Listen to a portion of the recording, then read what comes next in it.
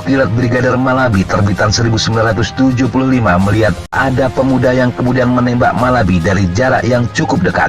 Itulah senja terakhir bagi Malabi. Semit. Jumpa lagi di Onang 88 Channel.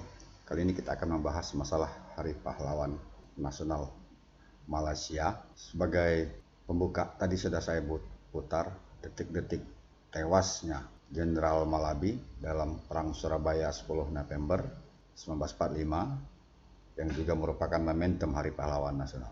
Pada bulan Juli dan Agustus ada dua peristiwa bersejarah baik di Indonesia maupun Malaysia. Kalau 31 Julai, Juli karena lidah kita Indonesia, itu Hari Pahlawan. Kalau di Indonesia bulan Agustus, tanggal 17 Agustus 45 sebagai Hari Kemerdekaan. Pada prinsipnya sama saja. Di balik dua peristiwa ini pasti ada cerita heroik baliknya. Dan mari kita ulik, kita cari tahu cerita heroik apa saja di balik dua peristiwa ini. Mari kita saksikan dulu di Malaysia tentang dialog Hari Pahlawan. Ada cerita apa di balik Hari Pahlawan Malaysia? Mari kita saksikan. Namun sebelumnya jangan lupa subscribe, like, share, dan komen channel ini. Terima kasih. Baik, terima kasih. Hari Pahlawan ini dahulunya kita dikenali juga sebagai Hari Peringatan or Remembrance Day. Ya. Ianya telah disambut di negara-negara bekas Commonwealth sejak pada selepas Perang Dunia Pertama. Ini adalah bagi mereka untuk memperingati anggota bersenjata mereka yang telah gugur suatu perang.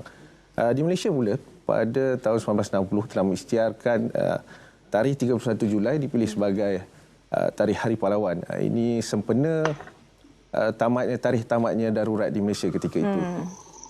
Namun sambutan pertamanya diadakan pada 4 Ogos 1968 seiring dengan tarikh bulan kemerdekaan waktu itu. Namun pada tahun 1972 kerajaan memutuskan untuk mengembalikan semula ke tarikh sambutan ke tarikh asal iaitu pada 31 Julai. Dan sejak itulah sambutan dilakukan setiap tahun pada tarikh tersebut. Sambutan dulunya diadakan di Tugu Negara. Namun pada tahun 2010 ada beberapa faktor telah diubah kedataran mereka. Dan mulai 2016 hinggalah kini ianya disambut di dataran Pahlawan Negara Putrajaya. Betul. Jadi negara menyambut Hari Pahlawan ini adalah sebagai satu platform bagi mengingati dan menghargai jasa dan semangat keberanian dan inilah pengorbanan mereka itulah yang dapat kita rasai sekarang ini, iaitu keamanan. Ya, begitulah esensi kemerdekaan Malaysia. Yang diperingati adalah gugurnya tentara Inggris pada Perang Dunia Pertama dan Perang Dunia Kedua dan peristiwa kedaruratan. Nah, peristiwa kedaruratan ini adalah perang penumpasan pemberontakan PKI di mana dari tentara Malaysia meninggal 6 orang. Peristiwa pemberontakan ini banyak perdebatan di Malaysia. Banyak yang mengatakan justru yang ditangkap adalah para tokoh-tokoh ulama yang memperjuangkan kemerdekaan. Karena sebenarnya merdekanya pernah dideklarasikan pada Agustus 1945, tidak lama dari Indonesia memproklamasikan 17 Agustus. Nah, masalah itu nanti kita bahas secara khusus. Nah, kalau esensi memperingati hari kemerdekaan adalah memperingati gugurnya tentara Inggris pada Perang Dunia Pertama dan Perang Dunia Kedua, berarti diantaranya memperingati gugurnya Jenderal Malabi pada Perang Surabaya. Kalau Malaysia mau ziarah di kuburannya Malabi, silahkan datang di Menteng, Jakarta. Tapi oke, kita tidak membahas itu terlalu dalam. Setiap negara punya cerita, setiap negara punya kisah. Tapi paling tidak ada satu pertanyaan, dua jawaban. Apa beda tentara Inggris masuk ke Indonesia dan tentara Inggris masuk ke Malaysia? Jawabannya, tentara Inggris masuk ke Indonesia seperti masuk neraka. Ini kata Jenderal Malabi. Inggris masuk Malaysia disambut dengan sukacita, teruja. Inggris masuk Indonesia mendapat perlawanan. Inggris di Malaysia jadi pahlawan. Bagaimana dengan Indonesia? Dengan Indonesia saya tidak perlu bercerita banyak. Tapi berikut ini akan saya putar sebuah film dokumenter tentang detik-detik terbunuhnya Jenderal Malabi. Paling tidak ini bisa menjadi referensi, esensi dari kepahlawanan Indonesia. Kalau bicara masalah perang di Indonesia banyak sekali. Dari Sabang sampai Merauke itu punya cerita masing-masing. Nah, sebagai ilustrasi, video ini adalah video dari Perang 10 November, dimulai dari pendaratan tentara Inggris di Surabaya yang bertujuan untuk melucuti senjata pihak Jepang dan membebaskan tawanan perang Belanda yang ditawan oleh Jepang. Kalau itu disebut internira. Nah, ternyata bukan saja senjata Jepang yang dilucuti, termasuk senjata-senjata para pejuang Indonesia, senjata-senjata yang dirampas dari Jepang, itu dilucuti. Tentu saja dia akan membuat pejuang-pejuang marah. Pemerintah Inggris menyebarkan pamflet, memberikan ultimatum kepada pejuang untuk segera menyerahkan senjata dengan limit waktu paling lambat 10 November. Nah, pada tanggal 10 November, pamflet ini dijawab dengan pidato Bung Tomo, pidato yang berapi-api, menantang Inggris untuk berperang. Nah, pidato Bung Tomo ini seakan-akan menjadi suatu komando bagi seluruh Indonesia, mengangkat senjata serentak seluruh Indonesia, melakukan perlawanan terhadap tentara di bawah bendera suku. Ada tentara Inggris, ada tentara. Mari kita saksikan. Pasukan sekutu datang ke Indonesia untuk melucuti tentara Jepang dan membebaskan orang-orang Eropa yang menjadi tawanan perang.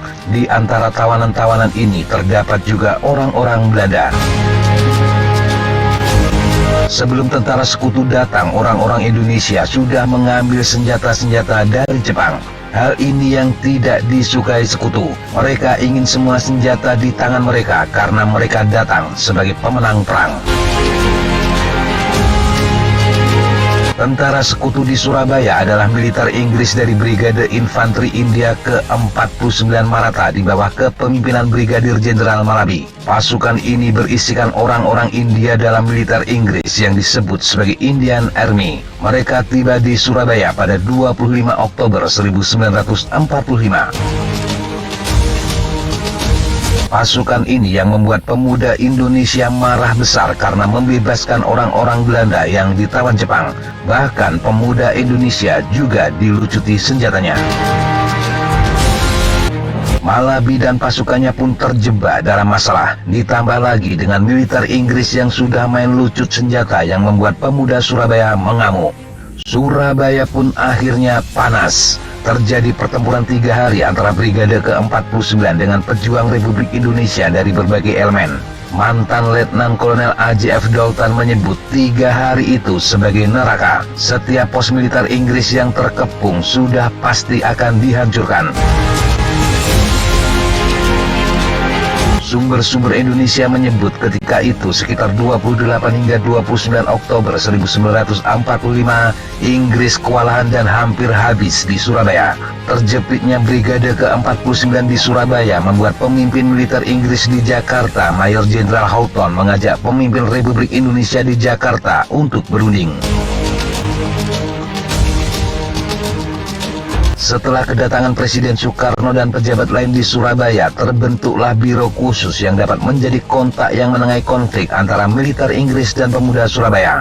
Mereka yang duduk dalam biro dari pihak Indonesia terdapat Gubernur Suryo, Presiden Sudirman, Muhammad Mangkudiprojo, Dul Arnowo, Ruslan Abdul Ghani, Armaji, Suyono, Kusnandar dan juga Sungkono. Sedangkan dari pihak Inggris terdapat Brigadir Jenderal Malabi, Kolonel L.H. Opux, Wing Commander Group Mayor M. Hobson dan Kapten Hasao.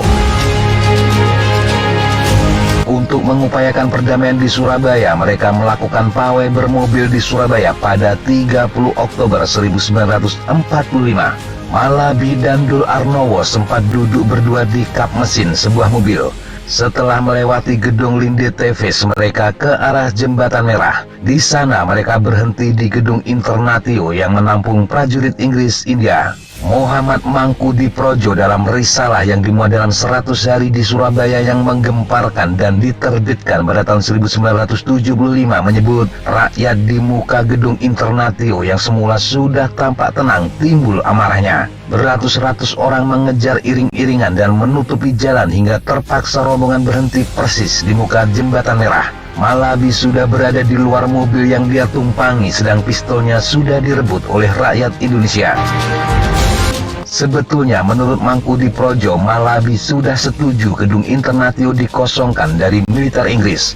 Mangkudiprojo sendiri memasuki gedung untuk ikut berunding. Saat sudah di dalam itulah Mangkudiprojo melihat sebuah mortir disiapkan tentara Inggris. Hari sudah hampir gelap ketika itu, namun ketegangan belum juga akan reda. Di dalam gedung, orang-orang Indonesia yang menjadi anggota biro segera menjadi sandra ketika suara tembakan meletus. Tidak jelas siapa yang memulai tembakan dalam kekacauan itu.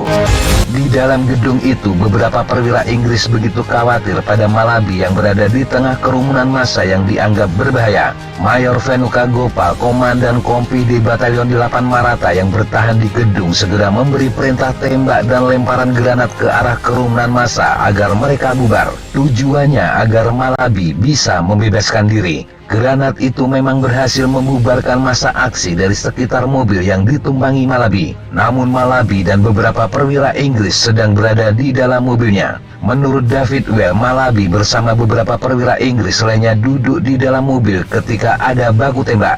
Ketika tembakan mereda, Malabi mengintip untuk memantau situasi. Beberapa pemuda tidak dikenal kemudian mendekat. Kapten R.C. Smith, seperti dikutip juga Aparot dalam Hukilat Brigadir Malabi terbitan 1975, melihat ada pemuda yang kemudian menembak Malabi dari jarak yang cukup dekat. Itulah senjata terakhir bagi Malabi. Smith sendiri berusaha membalas penembakan itu dengan melempar granat ke pemuda tadi. Tidak jelas bagaimana nasib si pemuda yang diduga menembak Malabi. Pertempuran berlangsung berjam-jam dan baru berhenti hampir pukul 21 malam. Pertempuran mereda setelah ada pengumuman kepada massa rakyat yang mengepung gedung Internasio bahwa akan dilaksanakan pengosongan oleh tentara Inggris esok harinya. Pasukan Inggris India itu akhirnya pergi dari gedung Internasio dengan diangkut truk-truk yang disediakan pihak Indonesia. Sebelum keluar dari gedung pada malam pertempuran itu, Smith sempat berbicara dengan perwira Inggris yang mengabarinya soal kematian Malabi. Perwira itu mengancam bahwa kematian perwira tinggi Inggris pasti akan dibalas tentara kerajaan Inggris dari darat, laut, maupun udara.